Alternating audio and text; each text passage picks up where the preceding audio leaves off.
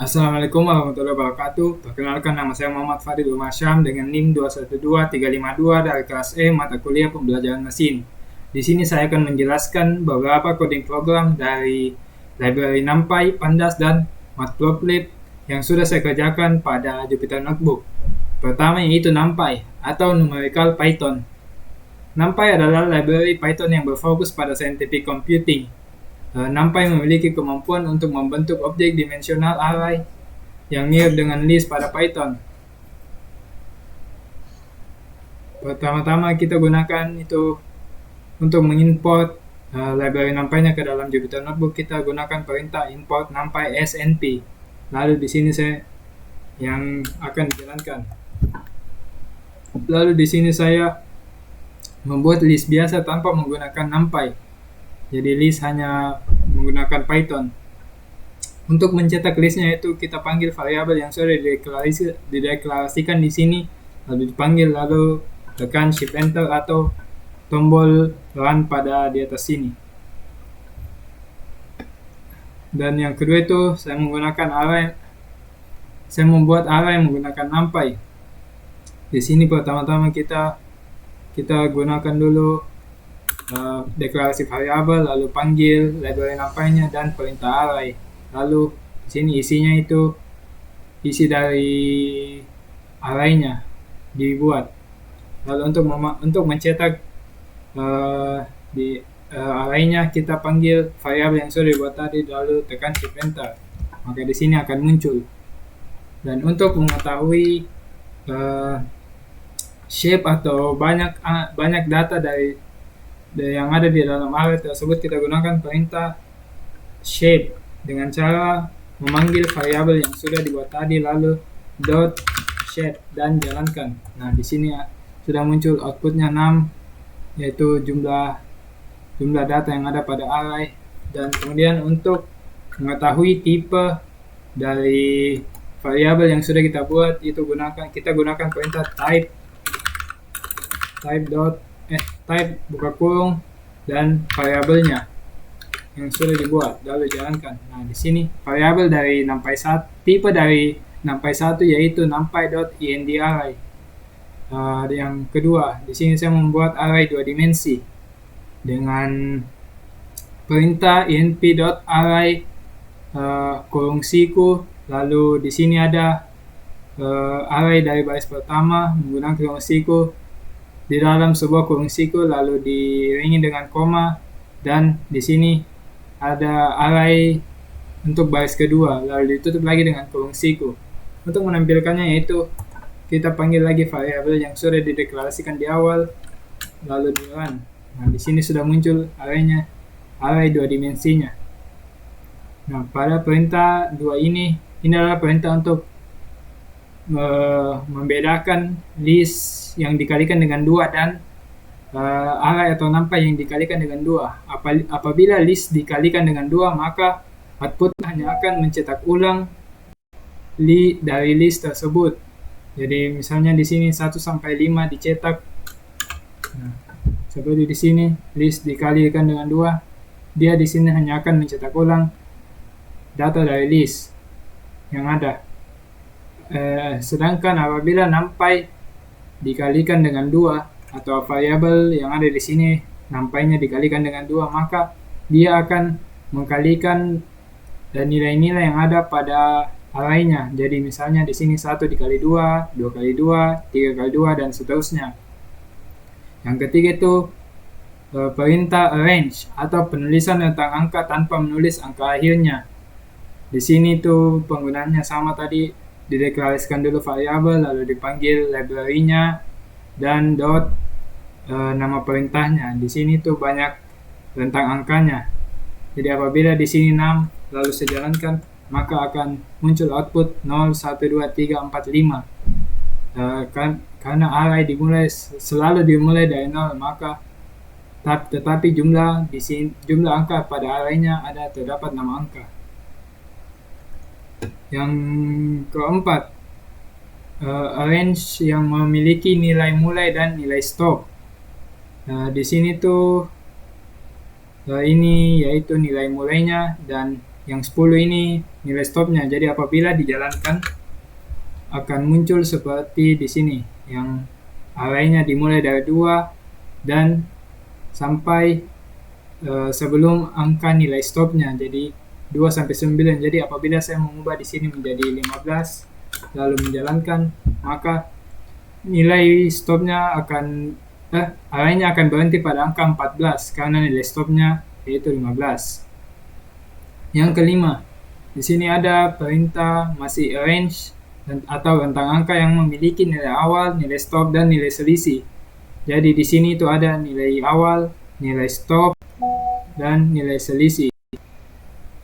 Pertama-tama di sini nilai awalnya dan nilai stopnya itu sebelum 20, jadi terus ada selisihnya di antara setiap angka. Dan selanjutnya, perintah line space. Perintah line space itu hampir sama dengan perintah arrange. Hanya saja di sini dia ada nilai pembagi atau nilai yang berguna untuk menampilkan banyaknya angka. Jadi di sini ada nilai mulainya dan nilai stop dan nilai pembaginya, atau nilai yang menampilkan yang menentukan akan mencetak berapa angka. Jadi misalnya apabila saya mengubah di sini menjadi 3, maka outputnya akan menampilkan hanya 3 angka di dalam array seperti berikut, 0, 10, dan 20. Yang ketujuh itu perintah zeros. Perintah zeros adalah perintah yang hanya akan mencetak nilai 0 pada array, pada sebuah array. Jadi misalnya di sini ada np.zeros terus isinya 6, maka dia outputnya akan mencetak 6 angka 0 yang terdapat di dalam array. Selanjutnya itu np.zeros, tapi dia jumlah angka 0-nya berdasarkan jumlah baris dan kolom yang diinput. Seperti sini contohnya. Di sini tuh jumlah baris dan setelahnya jumlah kolom. Jadi apabila saya mengubah di sini menjadi 3, maka outputnya akan menampilkan 3 baris dan 4 kolom seperti ini. Nah, yang selanjutnya itu perintah once. Perintah zero dan once tidak jauh berbeda, hanya saja perintah once itu hanya menampilkan nilai angka 1 pada arraynya. Jadi seperti di sini itu hanya menampilkan angka 0, pada once dia hanya menampilkan angka 1. Sama juga pada yang input sesuai baris dan jumlah kolomnya, dia juga hanya menampilkan angka 1. Dan yang terakhir itu pada perintah numpy. Pada library numpy ada perintah I, atau perintah yang akan menampilkan nilai atau angka 1 pada diagonalnya saja. Seperti di sini contohnya di outputnya. Jadi di sini ada jumlah barisnya dan di sini jumlah kolomnya. Jadi jumlah barisnya 4, jadi nanti satunya hanya akan ada pada diagonalnya saja. Angka lainnya itu 0. Seperti contohnya ini. Apabila saya ubah jumlah kolomnya menjadi 5 terus jalankan, maka akan seperti ini. Akan menampilkan angka 0 pada kolom kelima. Berikut adalah library Pandas. Pandas adalah sebuah library yang menyediakan struktur data dan fungsi analisis data yang mudah digunakan dan memiliki kinerja yang tinggi. Pertama-tama pada library Pandas itu kita import dulu library-nya dengan cara import pandas s pd. Pd ini sebagai variabel yang akan dipanggil nanti untuk memanggil library-nya pada program. Pertama-tama di sini saya membuat list pada perintah Python. Jadi tidak menggunakan pandas, hanya list biasa. Lalu di bawah sini saya membuat daftar nilai yang kemudian bisa dicetak nanti. Di sini daftar nilai, di sini ada datanya dengan ada juga variabel-variabelnya setiap data, setiap array. Nah, setelah itu di sini ada perintah series. Perintah series itu digunakan untuk memanggil satu barisnya. Jadi misalnya di sini saya ingin memanggil nama untuk dicetak atau tugas satu untuk dicetak. Saya tinggal mengetik di bawah tugas satu dan di run, maka akan muncul semua data yang ada pada tugas satu. Yang di sini akan muncul di sini dan muncul juga tipenya, yaitu in. Lalu di sini setelah itu ada perintah data frame. Data frame, cara penggunaan data frame yaitu kita deklarasikan dulu sebuah variabel, baru dipanggil library-nya .data frame, baru dipanggil list yang sudah dibuat tadi di atas sini, daftar nilai dipanggil ke dalam sini untuk nanti dijalankan, yang kemudian memunculkan tabel seperti di sini. Jadi ada tabelnya. Nah, sementara di sini setelah itu ada perintah head. dn tadi dipanggil dari atas yang data frame-nya, lalu .head. Fungsi head itu untuk menampilkan satu baris data atau beberapa baris data sesuai dengan yang diinput. Jadi apabila saya menginput di sini misalnya 3, jadi dia akan menampilkan 3 baris data pada tabelnya. Dan di sini setelah itu ada fungsi kolom, sama seperti tadi. dn dipanggil dari data frame .column. Di sini akan menampilkan indeks nama kolom atribut yang ada pada tabelnya. Seperti ini, name, nama, tugas 1, tugas 2, UTS, dan UAS. Dan dengan tipe objek. Lalu sudah itu ada lagi perintah values. Perintah values akan menampilkan di sini data pada setiap orang. Jadi misalnya di sini ada 212352 Fadil, tugas 1 98, tugas 2 100, UTS 80, UAS 90. Maka di sini akan di print atau dicetak menjadi satu array, dan yang untuk baris kedua dicetak juga menjadi satu array, dan seterusnya. Dan outputnya juga memiliki tipe, yaitu objek. Lalu di sini ada perintah untuk mengakses indeks pada tabel yang dengan memanggil nama atribut kolomnya. Jadi di sini ada dn, lalu dikasih kolom siko, lalu tanda kutip. Di sini misalnya kita ingin memanggil nama, lalu di run, maka akan muncul seperti ini. Nama yang ada pada tabel, baru di sini ada name-nya dan tipenya. Dan setelah itu di sini ada cara mengakses indeks pada tabel dengan memanggil nama atribut kolomnya yang lebih dari satu. Jadi contohnya di sini saya ingin memanggil name dan tugas 1 atau name dengan nama. Maka di bawah akan muncul seperti berikut. Name dengan nama.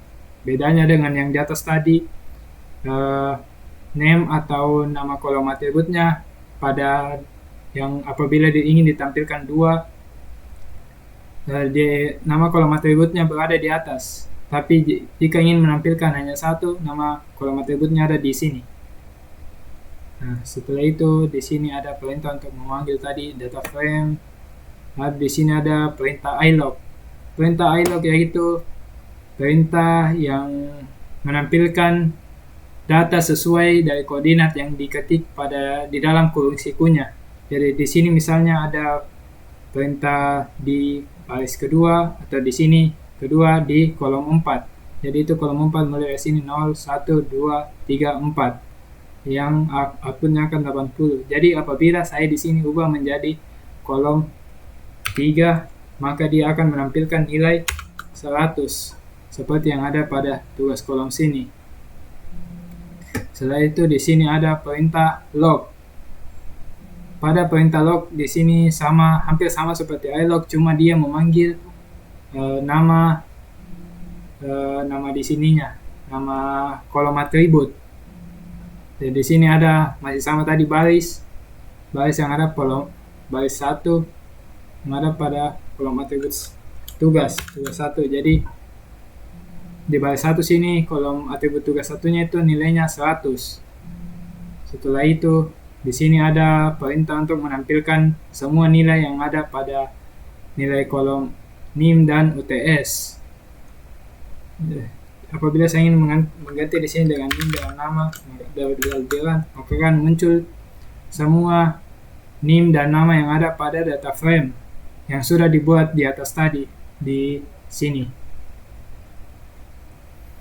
Lalu setelah itu di sini ada perintah untuk menampilkan nilai UAS yang lebih dari 80, yang nilainya lebih dari 85. Caranya itu dengan memanggil data frame dulu, lalu dipanggil lagi data frame untuk nilai nama kolom UAS-nya, nama kolom UAS, lalu diberi kondisi sini lebih besar dari 85. Jadi dia akan menampilkan nilai UAS yang nilainya lebih dari 85. Seperti yang kita lihat di sini ada yang 80, dia tidak menampilkannya. Nah, setelah itu di sini ada perintah untuk mengubah data CSV, mengubah data frame ke file CSV. Jadi di sini pertama-tama itu kita deklarasikan variabel, lalu dipanggil data frame-nya, baru di sini ada perintah to CSV. Lalu setelah itu diikuti dengan nama filenya.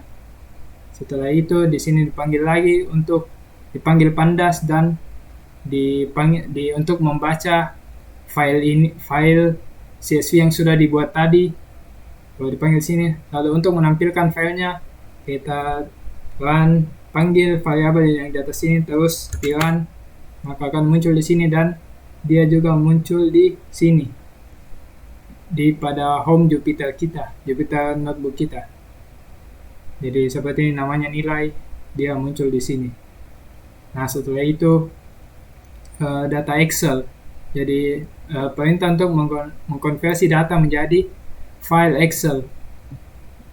Sama seperti perintah yang CSV, hanya saja dia berubah menjadi to Excel dan Excel dengan nama file yang sudah kita buat, nilai Excel. Terus di sini dijalankan, maka dia akan jalan begini dan datanya akan tersimpan di dalam sini seperti ini. Nah, ini nilai Excel .xlsx. Nah, dan yang selanjutnya itu ada library matplotlib. Matplotlib adalah library Python yang digunakan untuk menciptakan visualisasi data dengan grafis yang menarik dan informatif. Cara menggunakan library matplotlib itu dengan cara di sini ada import matplotlib.pyplot splt, baru maaf tadi sedikit ada gangguan. Jadi saya lanjut mulai dari awal, yaitu pertama-tama kita import dulu library-nya dengan cara perintah ini. Setelah itu kita gunakan perintah plot untuk menampilkan nilai. Di sini itu nilai X dan nilai Y-nya. Jadi di sini akan muncul nilai X dan nilai Y. Apabila saya saya hapus di sini, terus saya run, maka dia hanya akan memunculkan data pada nilai X dan Y. Baru di sini itu ada perintah plt.xLabel untuk menampilkan label pada sumbu X. Jadi di sini, dan ini untuk label di Y seperti ini, Y. Dan title grafik tambahan, itu title yang ada di atas sini, dan legend itu yang keterangan yang ada pada di dalam grafiknya. Jadi misalnya saya Ctrl Z dan menampilkan yang ada di dalam semua tadi, maka dia akan menampilkan keterangan sesuai dengan warnanya yang ada di atas. Ini misalnya di pertambahan 1 itu di plot sini, dan pertambahan 2 di sini, pertambahan 3 di sini, sesuai dengan warnanya. Dan di sini ada cara kedua, yaitu kita deklarasikan dulu variabel X dan Y-nya dengan cara seperti ini. Terus kita panggil perintah plot, lalu dipanggil variabel X1 dan Y1. Dia akan mencetak seperti ini. Dan di sini juga variabel plot X2 dan Y2. Sama seperti di atas, kita menggunakan X label untuk sumbu Y dan Y label untuk X label untuk sumbu X dan Y label untuk sumbu Y. Dan PLT title atau grafik yang isinya itu grafik pertambahan seperti yang seperti atas juga ada legendnya untuk keterangan, dan perintah PLT show itu untuk menampilkan grafik yang ada di sini. Setelah itu di sini ada perintah yang digunakan untuk mengakses sebuah dataset. Jadi pertama-tama itu kita import dulu library matplotlib dan pyplot, splt, dan import pandas spd atau pd. Di sini pertama-tama kita panggil data frame-nya, baru di sini perintah pandas atau library pandas dipanggil pd dot untuk membaca file CSV yang sudah di-download di Kaggle.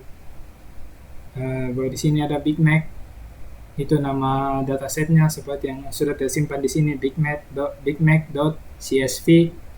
Lalu saya panggil variabelnya, lalu kita jalankan. Pertama-tama kita jalankan dulu library-nya, lalu jalankan ini df-nya. Nah, maka akan muncul semua data yang ada pada Big Mac CSV. Di sini ada 1946 baris dan 8 kolom. Yang kedua itu ada perintah shape yang akan menampilkan ukuran atau jumlah baris dan kolomnya. Jadi dipanggil tadi df seperti yang di atas sini, df lalu dot shape, maka dia akan menampilkan jumlah baris dan kolomnya, yaitu seperti ini. Nih. Dan selanjutnya itu ada perintah kolom. Kolom digunakan untuk menampilkan nama-nama dari kolom yang ada pada dataset. Seperti ini, name, ISO A3, currency code, local price, dan lain-lain yang ada di atas sini. Semua ditampilkan atau kolomnya.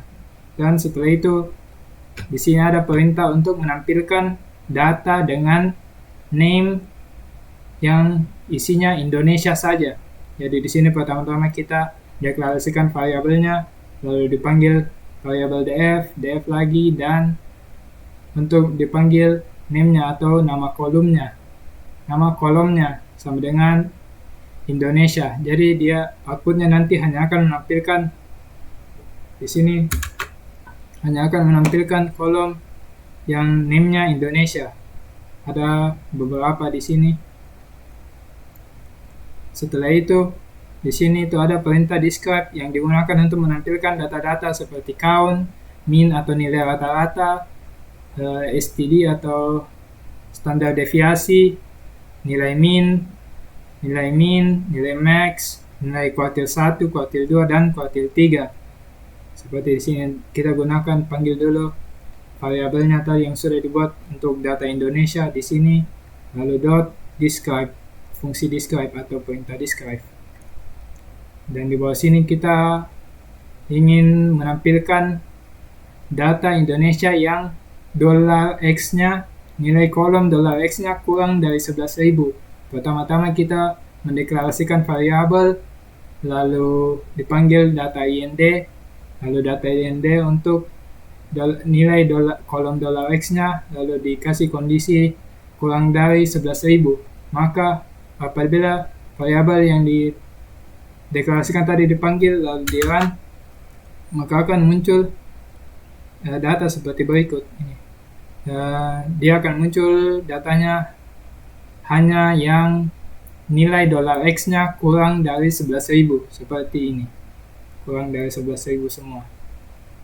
Dan setelah itu di sini ada lagi perintah mahal atau perintah yang hanya menampilkan nilai $X yang lebih dari 11.000. Jadi pertama-tama sama seperti tadi, dideklarasikan dulu variabelnya, lalu dipanggil data IND yang sudah dibuat tadi di atas, seperti di sini data IND, lalu kita panggil $X-nya, lalu tambahkan kondisi kurang lebih dari 11.000, maka dia outputnya akan menampilkan nilai $X yang lebih dari 11.000 seperti ini, semua ke bawah. Dan setelah itu kita akan menampilkan nilai atau perintah plotnya atau grafiknya dengan library matplotlib. Pertama-tama itu kita plt plot dulu untuk menampilkan data yang murah atau data yang kurang dari 11.000 tadi. Di situ dengan menampilkan date dan $x-nya. Kalau di sini diberikan x label periodenya atau date, y label atau yang isinya harga atau $x, dan title grafik harga Big Mac murah. Dan di sini xtick gunanya untuk mengubah label pada sumbu X menjadi vertikal. Karena apabila kita tidak menggunakan fungsi ini atau perintah ini, berikut tampilannya, dia akan bertumpukan. Tapi apabila kita menggunakan perintah ini, dia akan menjadi rapi seperti begini. Nah, setelah itu di sini kita akan membuat grafik untuk harga Big Mac yang mahal yang sudah dibuat tadi seperti di atas sini. Dibuatkan grafiknya menggunakan library matplotlib seperti yang di atas tadi. Dia ada x label periode, y label harga $x, dan title grafik harga Big Mac mahal. Dan dia juga menggunakan rotation xtick rotation vertikal untuk mengubah periodenya menjadi vertikal. Dan di sini kita akan menampilkan grafik dari dua data yang sudah diinput tadi, yaitu data harga Big Mac yang murah dan harga Big Mac yang mahal. Pertama-tama itu dipanggil yang murah, dan kedua yang mahal. Di sini xtick-nya juga diubah menjadi vertikal agar jadi rapi begini. Terus x labelnya periode atau date, lalu y labelnya harga atau $x. Di sini title-nya itu perbandingan harga Big Mac, dan di sini ada legend untuk menampilkan keterangan lainnya, yang mana untuk grafik murah dan yang mana untuk grafik mahal. Di sini adalah perintah show dan untuk menampilkan grafik yang ada di sini. Sekian video penjelasan dari saya. Kurang dan lebihnya mohon dimaafkan. Wabillahi taufiq wal hidayah. Wassalamualaikum warahmatullahi wabarakatuh.